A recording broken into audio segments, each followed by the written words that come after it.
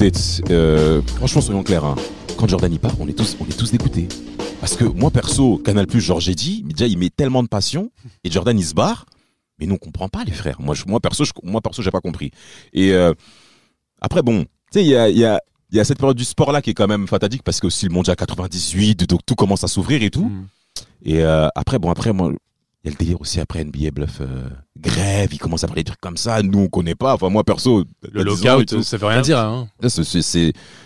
Quand même, c'est quand même particulier. Bon après, c'est là où tu vois que le système américain est quand même étrange. Moi j'étais parti aux États-Unis au cours de l'été 98 avec mes darons, et ils commençaient déjà à parler comme ça un peu dans la presse et tout, à la télé, des choses comme ça, tu vois. Et après, quand tu reviens, Canal+ commence aussi à donner des avis. Et c'est là après là t'apprends comme quoi les joueurs se mettent en grève. Après moi au niveau des raisons, il y en a diverses, mais c'est surtout au niveau écart entre les joueurs et la ligue. Mais déjà moi je veux revenir sur un terme que tu as dit, le lockout. Tous les 6 ans, la NBA, il y a un accord entre les propriétaires, la ligue et les joueurs à faire, c'est renégocier tous les 6 ans par rapport au salaire, par rapport à la distribution des revenus, et ça s'appelle le CBA, Collective Bargaining Agreement, et quand il n'y a pas d'accord entre les joueurs d'un côté et la ligue et les propriétaires de l'autre, il y a un lockout, parce que il y a d'un côté les joueurs qui ne veulent pas jouer sous ces conditions. Bien sûr. Et de l'autre côté, tu as les propriétaires qui ne veulent plus payer les joueurs parce que ça joue plus. Et la ligue qui essaie de trouver un compromis pour reprendre la NBA, parce que s'il n'y a pas de NBA, il n'y a plus de revenus. Il y a un manque à gagner de fou. Clairement. On voit les revenus générés par NBA actuellement, c'est astronomique. Bien sûr. C'est astronomique. C'est incroyable. Aujourd'hui, il n'y a jamais eu autant de moyens mis pour la NBA, mais pour le coup, effectivement, pour revenir au lockout 99, ça marque un véritable tournant dans l'histoire de la NBA, parce que comme tu le dis, c'est le départ de Jordan, la fin des Bulls, c'est la fin d'une époque quand même, d'une surdomination d'une décennie. Tout à fait. Et en plus de ça, cette ère commence par un lockout qui commence, en plus la saison NBA commence hyper tard, elle commence en février. Donc le classement, il est pas secondaire, mais presque. Mais il est tronqué, il est trompé. C'est complètement tronqué, quoi. Et la NBA n'a pas d'All-Star Game. Totalement. En plus. All-Star Game. Bon, déjà, la raison du lockout, comme on l'a dit, déjà, ça se situe au niveau de Pat Ewing, qui est le président des syndicats des joueurs. Président des syndicats des joueurs. Alors, il y a un nom qu'il faut dire quand même. Alors, il y a un nom de type de contrat NBA qu'il faut quand même mentionner, en tout cas, que moi, j'ai noté. Alors, 1, 2, 3. Unrestricted Free Agent. Ça veut dire que une franchise NBA actuelle peut s'aligner sur une offre d'une autre équipe. T'as dit unrestricted ou restricted? Unrestricted, c'est ce que j'ai dit. Ok. Voilà. Et Free Agent, donc ça veut dire qu'un club NBA, peut s'aligner sur une offre d'une autre équipe s'il est agent libre. Oui. Donc ça veut dire que son ancien joueur qui est là, donc il est agent libre. Moi, je continue à m'aligner et justement, les joueurs ont pété les plombs par rapport à cette situation. Oui. Parce qu'on ne prolonge pas ton contrat. Une autre équipe vient, elle veut donc te proposer un contrat et l'ancienne équipe, moi aussi je veux m'aligner aussi, tiens et tout. Alors que mais justement, c'est sur ça que Pat Ewing et les joueurs. Ça n'est pas passé. Exactement, ils n'ont pas eu gain de cause, les joueurs. Ça n'est pas passé, et c'est pas la première victoire des propriétaires et de la ligue. Ils ont déjà gagné avant. Au bout d'un moment, les joueurs voulaient 2 années avant, il y avait un lockout et les joueurs voulaient tous les revenus TV. La ligue a dit non, ça va être du 50-50, et je crois que même maintenant c'est la ligue qui touche plus de revenus que les joueurs. Bien sûr. Donc oui, c'est encore une défaite pour le syndicat des joueurs. Non, mais clairement. Mais après, ils ont toujours essayé de pouvoir s'entendre avant le début de la saison NBA, notamment pour la saison 95. Mais le problème, c'est qu'au travers de ces périodes de lockout, personne s'entraîne. Chômage technique. Totalement. Tout le monde est en arrêt. Oui. Tu peux même pas aller dans le camp d'entraînement de ton équipe, et t'as des mecs qui ont pris cher, notamment Sean Kemp, je sais pas si vous vous souvenez. La grève justement de 98-99, parce qu'elle s'est étendue sur 6 mois, il a pris 15 kilos, le mec. Et puis on se souvient du lockout de 2011, il me semble, 2011 ou 2012. La NBA était beaucoup plus internationalisée, donc les joueurs ont pu aller dans leurs pays locaux pour pouvoir s'entraîner, pour pouvoir effectivement continuer à garder la forme. Oui. Or là, c'est pas du tout la même chose. Ouais. Le problème, c'est qu'il y avait très peu de joueurs internationaux au sein de la NBA. Oui. Les joueurs ne pouvaient plus s'entraîner. Donc le problème, Mhm. c'est que en reprenant au mois de février, la plupart de ces joueurs-là reprennent la NBA Oui. sans vraiment d'entraînement, sans vraiment avoir de bonnes conditions physiques.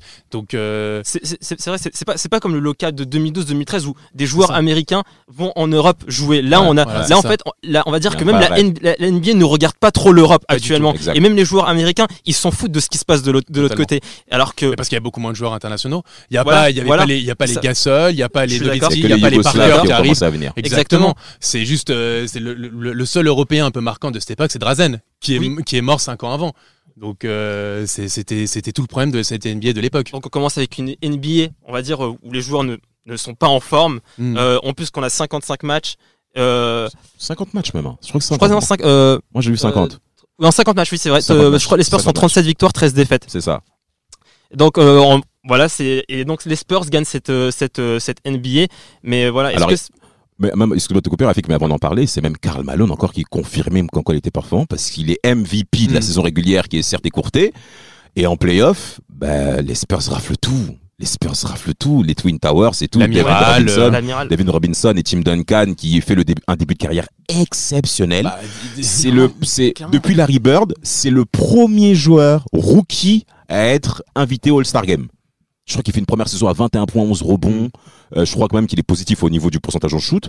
Et Tim Duncan depuis Larry Bird, donc on parle des années, même, je crois que 79-80 pour la première saison Ouais. de Larry, parce qu'il Ouais. est en même temps que Magic. Exactement. Et là, mais Tim, c'est trop. Donc on peut se dire, ouais, lui c'est futur étoile filante de la NBA. Et d'ailleurs, il a été. Mm. Et pendant la période de playoff 99, mais il domine tout, il arrache tout. Ouais. totalement. Il arrache tout. En finale de conf, ils battent, à l'ouest bien sûr, ils battent les Blazers 4-0. Et après, en finale NBA, ils affrontent les Knicks. Cette saison-là, les Knicks, alors c'est une vraie surprise des Knicks parce qu'ils sont 8e de conférence Est. Ouais. Et ils vont quand même en finale NBA Ouais. avec Pat Ewing, mais Pat Ewing est malheureusement Il n'est pas là. blessé. Il n'est- Ouais, il est blessé. Ouais, il est blessé. Ça a beaucoup joué par rapport au niveau des Knicks. Bah, tu m'étonnes, t'imagines la raquette. La raquette, elle est quand même vachement Ouais. affaiblie quand en face t'as l'amiral Robinson Et et Duncan. Tim Duncan. Et t'as pas Ewing. Oui, Non, T'as t'as pas pas Pat Ewing, Ewing qui moi. est genre ton joueur iconique. Voilà, t'as des joueurs bagarreurs côté des Knicks, ça, on le sait, parce que la Trail Sprewell, on peut également en parler, mais c'est ouais. vrai que c'était quand même limite. Mais par contre, par rapport aux Spurs, il faut également évoquer qu'ils ont battu les Lakers en demi-finale de 4-0. conférence 4-0. Et il gagne 3-1, il me semble, contre les Timberwolves au premier tour. Exact, de Kevin Garnett. Et voilà. De Kevin Garnett. Alors, l'avènement de Tim Duncan qui devient effectivement MVP des finales 99. Bah, MVP des finales rookie 99. Premier. qui est MVP des finales. Oh, avec c'est une année de fou, c'est une année de fou. Mais par rapport à cette année 99, beaucoup retiendront et se diront que, comme la saison a été écourtée, c'était pas trop une saison, on va dire, marquante pour pour le public américain. Disons pour la Non. saison régulière, on est d'accord. Mais ce qui est marquant, et on le répète, c'est la transmission de témoins un peu entre Ouais. David Robinson et Tim Duncan. Tout de suite, yes. On voit tout de suite, on va vraiment, pour le coup, ok, on sait que Robinson c'était l'ancien Spurs, celui qui réussissait pas trop, qui était Le leader, un peu- mais c'était le leader des mais c'était Spurs. le leader de cette franchise. Tout à fait. Ah, Tim Duncan, le mec avec des proportions et une taille assez astronomique. Il aurait pu être nageur professionnel. Ouais. Enfin, c'est- c'est De toute façon, c'est pas que pour David Robinson. L'arrivée de Duncan, c'est bien pour David Robinson parce qu'il gagne sa première bague avec Duncan. Mm. Mais après, c'est pour le reste des Spurs. Duncan change la figure de cette franchise. Hein. Exact. bah, la Totalement. triplette Popovich, Robinson, Duncan. De toute façon, ça aura donné vraiment une histoire, disons Mais leur clairement. titre, vraiment. n'était pas attendu parce que Ah non, on est les d'accord. Lakers en effet ont mis les moyens nécessaires lors des 2 à 3 dernières années pour qu'ils puissent être performants enfin en playoff parce que et pourtant c'était compliqué. Mhm. On va pas revenir sur les défaites, mais Peut-être avec une saison entière, peut-être qu'ils auraient pris la NBA. pourquoi pas, mais l'arrivée de Phil Jackson à l'été 99 change les choses également par rapport aux Lakers, donc ça aussi il faut évoquer ça, mais par rapport à cette saison 98-99, il faut être clair là-dessus, le titre des Spurs surprend pas mal de personnes, Mhm. mais quand tu vois le niveau de jeu qu'ils ont quand même produit, c'est trop, parce que tu as Ouais. l'impression que tout le monde est concerné dans cette équipe, Je suis d'accord. tout le monde est concerné, et ça fait du même, quelque part, c'est un peu même aussi contradictoire avec la NBA parce que là c'est un petit marché qui gagne un titre NBA. C'est un petit marché. C'est un petit marché, Antonio. c'est un jeu collectif, c'est beaucoup moins axé sur des individualités, Voilà. c'est Voilà. moins clinquant que les Bulls ou même voire même les Rockets pendant l'absence de Jordan. Exact. Où t'as Hakeem Olajuwon qui représente vraiment cette figure de la NBA, c'est Exact. la nouvelle figure de la NBA. Là, c'est cette franchise effectivement qui sort un peu de nulle part. C'est David Robinson mais qui est plus sur la fin. T'as un mec qui vient des Barbades comme ça, tu sais pas trop qui c'est. Et finalement, c'est un freak, c'est un phénomène comme Tim Duncan qui est sûrement l'un des meilleurs ailiers forts de l'histoire de la NBA. Bien sûr. Clairement. Donc pour le coup, ouais, cette équipe, elle vient de nulle part et elle est un peu à l'image de cette saison 98-99, c'est-à-dire totalement inattendue, sous-cotée. Ouais. Mais finalement quand même marquante parce que c'est le début d'une hégémonie des Spurs, quoi. Ça compense un peu avec on va dire c'est une saison mitigée. On a un peu on a Duncan qui arrive avec les Spurs et donc du coup ça compense avec ce qui s'est passé avant. Jordan qui quitte la NBA, le lockout. Donc au final une saison mitigée, mais on voit derrière que avec Duncan, on va avoir de belles choses. Et pas que Duncan, parce qu'il y a également d'autres joueurs NBA de sa génération qui commencent aussi à émerger. Kevin Garnett, mais également Rashid Wallace aux Blazers, qui arrive en finale de conférence Ouest. Et même au niveau, alors je sais pas si vous en êtes aperçu, mais t'as beaucoup de arrière-shooters, autres que Kobe Bryant aussi, qui commencent aussi à pointer leur bout de leur nez, avec des moyennes de points assez impressionnantes. Non, pas Tracy McGrady, parce qu'il était encore aux Raptors, mais t'as Vince Carter et bien entendu Allen Iverson. Oui. Allen Iverson.